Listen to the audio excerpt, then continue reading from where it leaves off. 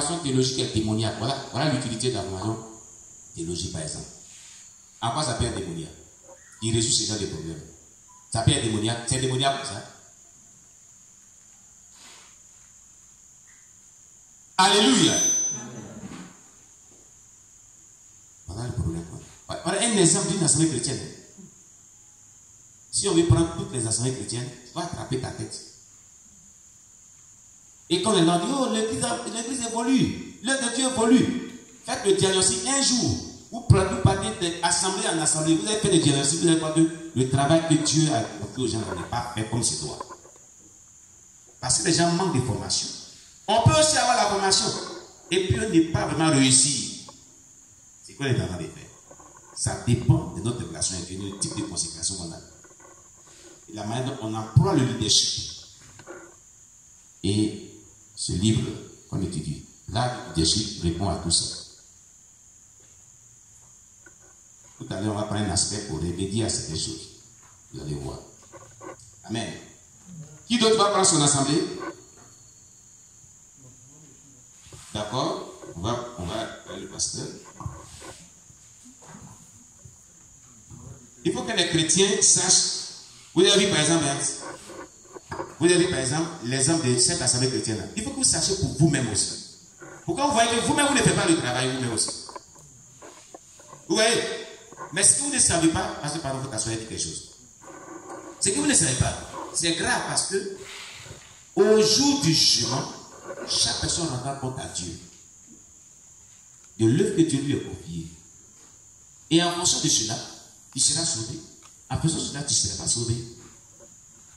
Regardez, à toute responsabilité s'attache un compte rendu. C'est pas ça? Hein? Quand on te confie une charge là, il y a un compte rendu de celui qui t'a confié, tu dois lui rendre compte, non? N'est-ce pas? Dieu a confié l'évolution de l'œuvre à tous les membres de l'Église, sans distinction. Quand tu dis aller évangéliser, la c'est des pasteurs sur eux. Hein? Que tu sois fidèle ou pas, tu vas rendre compte un jour à Dieu. Ça veut dire. La Bible dit allez partout faire des disciples des nations. Chaque chrétien doit être faiseur des disciples. Où est ton disciple? Depuis que tu es dans le Seigneur, ça fait au moins 2 ans, 3 ans, 5 ans, 4 ans que tu es chrétien. Qui t'y a amené au Seigneur et qui a fait de lui un disciple? 0. Tu vas rendre compte de cela à Jésus. Ça nous attend au ciel. Ça nous attend. C'est pourquoi le livre de la formation est là. Disciple-là là. Pasteur, si vous faites ça là, ce BET là, tous les chrétiens font ça. Attends, cette formation BET, tous les chrétiens font. C'est le fondement de la vie chrétienne. Et amener le réveil spirituel, il parle de disciples là. Le module il parle de les fondements à la formation des disciples. Comment former vos disciples? Tout ça est dans le livre. Le niveau 1. Deuxième, on dit les pas pour devenir et demeurer disciple. Les pas que tu dois faire, les premiers pas que tu dois faire pour devenir un bon disciple. Troisième, les relations du disciple avec son maître et sa communauté. Vous voyez? Donc, on a des remèdes à tout ça dans la formation qu'on dispense. Si vous voulez voir votre assemblée être dans la vision réelle du Seigneur, inscrivez-vous à la formation. Ça va vous aider. C'est qu'on a donné, on donne des grands livres. Mais tout le verrouillage, on ne peut pas faire ça en 1 heure. Même à nous seulement, on ne peut pas faire. C'est une formation. Même à un séminaire, on ne pourra pas. On ne peut pas tout donner. Il faut s'asseoir pour qu'on te forme bien. Voilà où vient la nécessité de la formation. Cette formation de base est donnée à tout fidèle. Parce qu'il y a un compte à rendre au Seigneur. Tout le monde va rendre compte à Jésus-Christ un jour. Par exemple, Jésus dit, regardez Jésus-Christ. Quand Jésus a commencé à exercer son ministère, hein, et puis, il avait du succès dans le nombre des gens qui venaient. Il y avait des foules de personnes qui le suivaient. Dans le livre de Marc chapitre 1, je crois le verset 28 ou 34, en tout cas entre verset 1 jusqu'au verset 34 là, il a dit le soir venu, après avoir guéri les malades, toute la ville était venue à ses pieds. C'est écrit dedans. Toute la ville était à ses pieds. Jésus pourrait dire, construisons un grand temple comme un grand stade. Jésus n'a pas fait ça. Jésus a pris 3 années pour former les disciples. Et l'église est née au jour de la Pentecôte. Elle est partie. Mais nous, si c'était nous, on avait toute la vie des d'Ivoire, nos pieds là. On va construire une super méga église. Vite, vite. Jésus a pris le temps de fonder la vie, bâtir la vie de 12 personnes seulement. Après, il a engagé 12 personnes dans une missiologie, dans Actes chapitre 10, dans Luc chapitre 10. Et son diction de l'Église dit, même les démons nous sont soumis à ton nom. Il dit, je voyais Satan tomber comme un éclair. Voici, vous les donne le pouvoir de majesté, c'est pas sur les scorpions, sur toute la puissance de Actes. Ils ont Luc 10, verset 19. Il avait envoyé 12 nouveaux disciples. Jésus a fondé l'église par le disciple-là. Si vous faites l'église, vous faites l'œuvre de Dieu, que vous ne fondez pas, vous ne formez pas les gens au disciple-là, vous allez échouer. L'église n'aura pas de succès, l'église sera malade. C'est le résultat. C'est ça qui est là. Parce que l'église, la vision n'est pas faite comme Dieu le veut. L'église ne fonctionne pas selon la vision de Jésus qui est. Et pour remédier à cela, c'est manuel. Il faut faire cette formation. Tous les verrouillages sont ici. Manuel, discipline. Très important. Continue. Merci à tous. Amen. Alors l'église est à environ 120 membres. 120 membres. Environ. Quand tout le monde vient en tout cas. Amen. Maintenant ceux qui viennent régulièrement sont autour de 80 membres. 80 membres. Il y a au moins 30 qui font. 30 qui balancent. Vous voyez, c'est la même chose. Hein? Là-bas c'était 100, il y avait 70. 30 balancent toujours.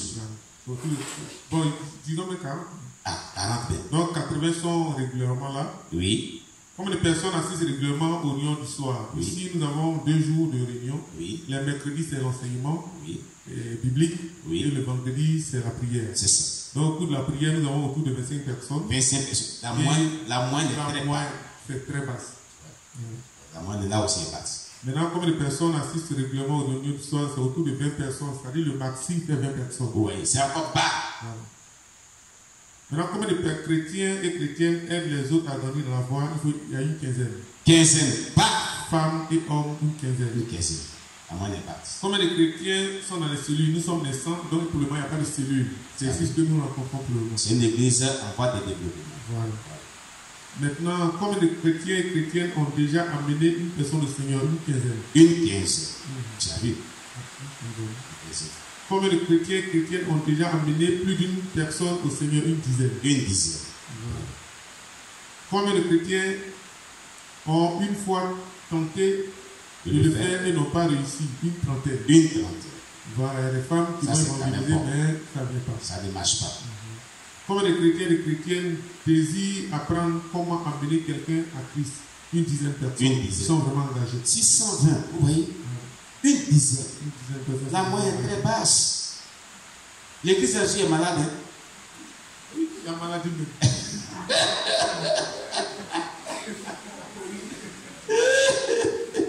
Nos assemblées chrétiennes sont malades. Alléluia. Voilà. Continue. Combien sont ceux qui n'ont jamais fait cela? Une cinquantaine. Une cinquantaine n'ont jamais fait cela. On les a évangélisés, mais eux n'ont jamais tenté d'évangéliser quelqu'un. C'est ça. Ils sont remplis ici. Combien de chrétiens et chrétiennes désirent apprendre comment aider quelqu'un à grandir dans la foi? Une vingtaine. Ceux qui nous côtoient souvent pour dire papa, je vais apprendre, c'est vraiment une vingtaine. Une vingtaine. Voilà. Donc voici un peu l'état. L'état de cette église que vous voyez là. Oh Jésus-Christ, l'église qui nous reçoit. Acclamez Jésus-Christ pour vous encourager. Alléluia. C'est un problème majeur. Un problème majeur. Vous comprenez? Mais presque toutes les assemblées chrétiennes ont ce problème. Que ce soit assemblée de Dieu, que ce soit réveil, que ce soit Pentecôte, vous allez voir CMA, vous allez voir que les gens ne sont pas engagés. Dimanche sont nombreux. Mais à part dimanche, l'église est minoritaire. Et on dit qu'on est sauvé, on cherche le ciel. D'accord, on dit, nous on est sauvés, si Jésus vient, on va partir. Tu vas aller où? Il y a un mec qui dit que s'il peut y avoir tabouret pour m'asseoir au ciel. Il n'y a pas de tabouret. Alléluia. Parce que on ne fait pas l'œuvre de Dieu comme il se doit. Osée 4, verset 6 dit, par manque de connaissance, mon peuple est détruit. Alléluia. Mon peuple est détruit. L'œuvre de Dieu n'est pas fait comme Dieu le veut. Et le Seigneur pleure au ciel. Quand il voit l'état spirituel de l'église, il pleure. L'église est malade. Il faut que l'église soit guérie. Amen. Amen. Dieu nous bénisse. On acclame le Seigneur Jésus.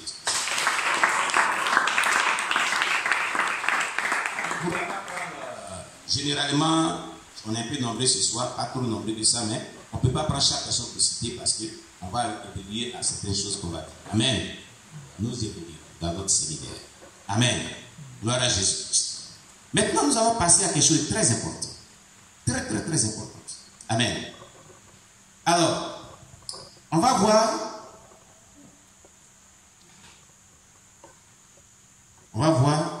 ensemble, voyons ensemble le concept mondain. Parce qu'on va parler de leader. Le concept mondain et biblique du leadership, qui est idem à la vie de deux types de leaders qui sont le leader malade et le leader en bonne santé. Amen. Voilà. Le concept mondain du leadership et le concept biblique du leadership, qui est idem à la vie de deux types de leaders qui sont le leader malade et le leader en bonne santé. Amen. C'est ce qu'on va voir maintenant. Gloire à Jésus-Christ.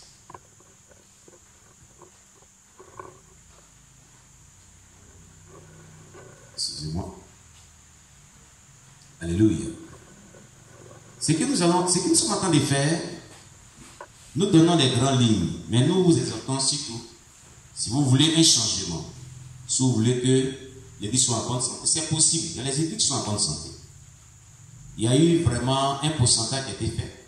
Si les églises qui ont suivi ces enseignements, aujourd'hui qui fonctionnent normalement, sans problème. Amen.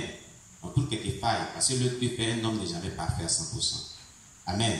Mais on voit vraiment une harmonie dans cette vision et dans cette logique. Alléluia. Voilà. Et c'est quelque chose, à ne point vraiment, à ne point en douter. C'est très important. Amen. Amen. Voilà. C'est pourquoi nous dispensons ces cours-là. Et nous demandons à chaque leader de s'inscrire et d'inscrire les membres. Les membres que vous avez pris comme ça, les 20, 10 personnes, il faut les bonifier encore. Plus. Ça va les aider. Et ils comprendront tout. Et ils vont vraiment s'engager. Parce que, c'est qu'on dit là, les solutions là, sont détaillées dans les livres. Les livres, vous ne les verrez pas dans une librairie. Ce sont les livres de formation qui viennent par commande. C'est quand vous vous inscrivez, on envoie votre nom, ces livres-là viennent. Bon, c'est cette année, ils ont décidé de les éditer en Côte d'Ivoire. Sinon, les livres habitent aux États-Unis. Oui, on appelle ça TEN-RTF. TEN-RTF. C'est en anglais. Nous on dit Trans-African Education Network. TEN-RTF. Vous voyez? Voilà. En français, on dit Réseau transafricain de formation. Voilà. TEN-RTF. Amen. Voilà. C'est cette année, à cause de Covid-19, ils ont décidé d'éviter ça en Côte d'Ivoire. Ils ont fait une grande vague, ça a marché. Donc, on n'est pas vraiment en recul de livres. Le stock est là. Et cette année, pour 5 ans, un mandat de 5 ou 6 ans, je ne sais plus, notre doyen de notre faculté, il est le président en exercice de la CITAF. La CITAF, c'est l'organe comme le CAMES, l'université, il signe les diplômes pastoraux de l'Afrique francophone d'Ouest. Le président de l'exercice. Dans tous les diplômes des pasteurs, ça passe à sa signature. Et n'importe quel institut, ça passe à sa signature. Voilà. Alléluia. Donc, il nous a rassuré que les livres-là sont faits en Côte d'Ivoire à cause de Covid-19. Donc, vraiment, on a les livres à notre disposition. Amen. Donc, il est important que les leaders soient formés et les membres soient formés. C'est très important. Amen. Nous allons voir ici, voilà, deux types de leaders. Amen. On y va. Ce que nous allons voir maintenant est tellement important. Alléluia. tellement important.